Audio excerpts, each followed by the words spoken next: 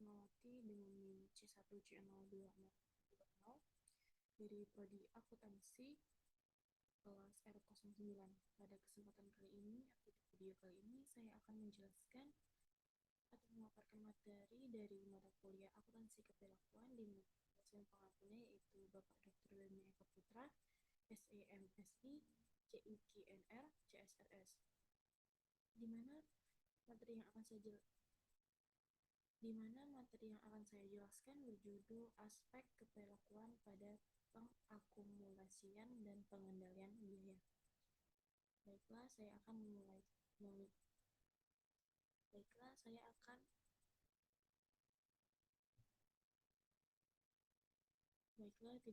panjang, langsung saja saya akan menjelaskan.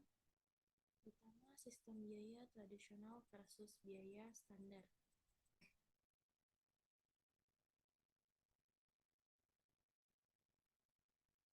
Akuntansi biaya mengidentifikasikan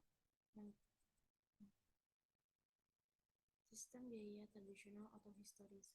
Istilah tradisional atau historis mengacu pada sistem biaya yang membatasi input pada biaya historis dan mengusahakan penyerapan penuh atas biaya tetap dan variabel oleh unit produk dan jasa.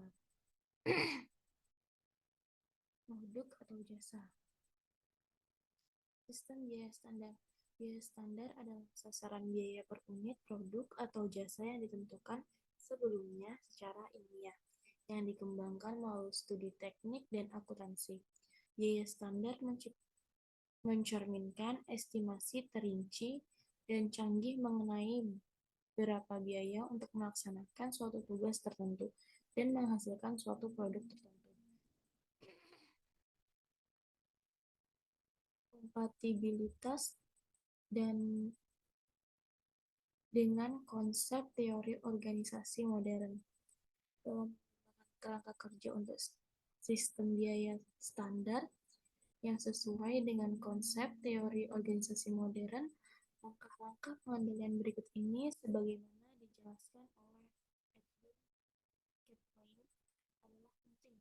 Yang pertama yaitu penetapan tujuan organisasi, selanjutnya penentuan pusat pertanggungjawaban yang sesuai dan penugasan fungsi secara kepada masing-masing. Selanjutnya pengisian staf dari pusat pertanggungjawaban dengan individu-individu yang memiliki kemampuan, motivasi, dan pengetahuan yang mencukupi untuk melakukan fungsinya. Selanjutnya penciptaan jalur komunikasi antara pusat pertanggungjawaban dan unit organisasi lainnya, serta di mana perlu lingkungan eksternal. Selanjutnya pengembangan prosedur yang memastikan bahwa informasi yang mencukupi relevan dan tepat waktu sepanjang jalur komunikasi. Dan yang terakhir, desain dan implementasi mekanisme pengendalian yang mengukur dan mengevaluasi kinerja dalam hal tujuan organisasi dan memberikan umpan balik mengenai penyesuaian yang diperlukan dalam tujuan atau kinerja. Selanjutnya, perhitungan biaya langsung atau variabel. Perhitungan biaya langsung atau biaya variabel membedakan antara biaya produksi, yaitu bahan baku langsung, biaya tenaga kerja langsung, dan bagian variabel dari overhead, dengan biaya untuk siap menghasilkan, yaitu biaya overhead tetap atau biaya periode. Hanya biaya yang ditimbulkan oleh produksi atau penyerahan jasa sekarang saja atau biaya variabel yang diklasifikasikan sebagai biaya per unit produk atau jasa dan dikapitalisasi sampai barang-barang tersebut terjual atau jasanya diserahkan. Dorongan keperilakuan. Hawkins menyatakan bahwa konsep, prinsip, dan praktik akuntansi adalah bagus secara keperilakuan maupun teknis jika konsep, prinsip, atau praktik tersebut yang pertama menghambat manajer dari pengambilan berbagai tindakan operasi yang tidak menguntungkan guna membenarkan adopsi atas suatu alternatif akuntansi. Selanjutnya, menghambat adopsi atas praktik akuntansi oleh perusahaan yang hanya menciptakan ilusi kinerja. Pengendalian biaya, yaitu membagi biaya ke dalam komponen variabel dan tetap, memberikan dasar yang lebih baik untuk pengendalian biaya. Hal tersebut memungkinkan penyusunan laporan laba rugi menggunakan margin kontribusi yang menekankan pada pola perilaku biaya dan memberikan rincian kepada manajemen mengenai biaya teknik, biaya yang dikomitmenkan, dan biaya diskresioner.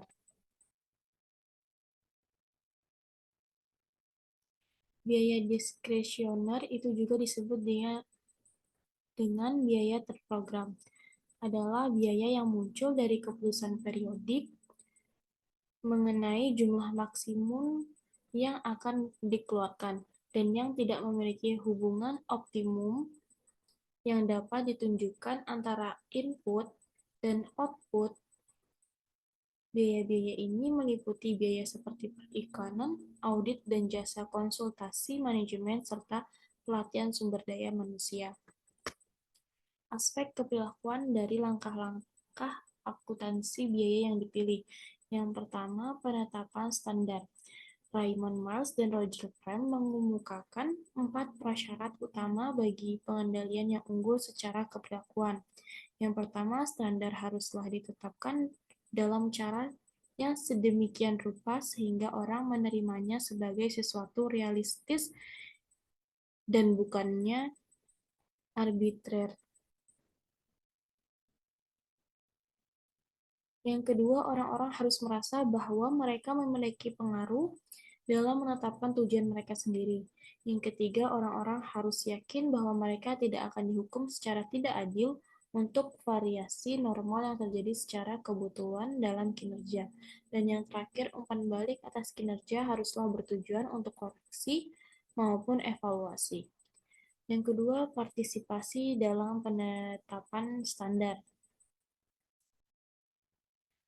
Michel Foran dan Don De Coster meringkas logika yang mendasari seluruh argumen yang mendukung partisipasi. Menjadi, yaitu jika seorang pekerja berpartisipasi dalam menetapkan standar kinerjanya sendiri, maka ia akan membuat komitmen yang tegas terhadap standar tersebut, dan oleh karena itu akan bekerja keras untuk mencapainya. Yang ketiga, standar yang ketat versus standar yang longgar. Untuk berfungsi sebagai alat motivasi, standar yang digunakan haruslah tidak terlalu ketat dan tidak terlalu longgar.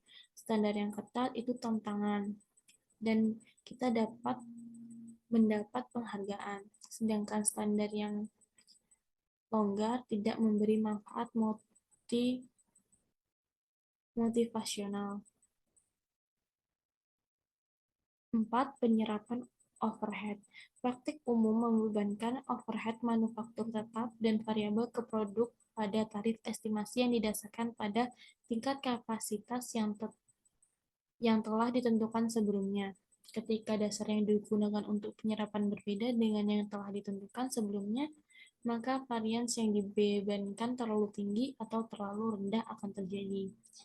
Dan terakhir, alokasi tidak langsung.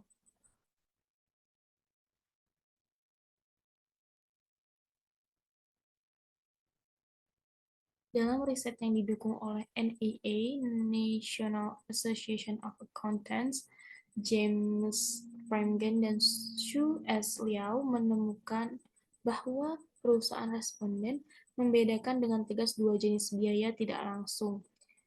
Biaya tidak langsung.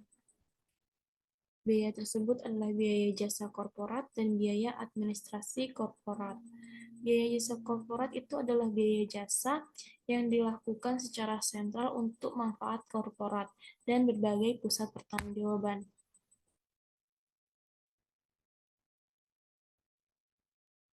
Sedangkan biaya administrasi korporat adalah biaya yang diperlukan untuk mengoperasikan kantor korporat. Biaya ini termasuk gaji, hubungan masyarakat, dan biaya korporat lainnya. Selanjutnya, analisis varians. Keputusan investigasi varians. Keputusan manajemen semata-mata bergantung pada penilaiannya atas signifikansi diskrepansi yang diamati. Varians ini memiliki signifikansi pengendalian hanya jika varians tersebut berasal dari penyebab yang dapat ditentukan atau dengan kata lain tidak bersifat acak dan rentang terhadap tindakan perbaikan. Selanjutnya, aspek keperlakuan. Komponen khusus dari kebijakan pengendalian yang dapat mempengaruhi respon manusia adalah faktor-faktor seperti yang pertama, batas pengendalian, yaitu kisaran hasil kinerja yang dianggap dapat diterima oleh manajer adalah batasan pengendalian. Yang selanjutnya, hasil umpan balik. Tidak seperti mesin, informasi umpan balik mengenai kinerja manusia akan menimbulkan perasaan keberhasilan atau kegagalan dalam diri individu yang dikendalikan. Selanjutnya, ketetatan pemaksaan. Pemaksaan yang ketat atas kebijakan pengendalian akan menimbulkan tekanan dalam diri individu yang dikendalikan. Yang terakhir, struktur penghargaan. Orang atau kelompok akan memodifikasi perilaku mereka yang tidak diinginkan dan mengulangi perilaku yang diinginkan ketika mereka memandang bahwa perubahan atau pengulangan perilaku tersebut disertai dengan penghargaan intrinsik atau ekstrinsik. Baiklah, sekian itu saja materi yang dapat saya sampaikan. Lebih dan kurangnya, saya mohon maaf. Saya akhiri. Wassalamualaikum warahmatullahi wabarakatuh.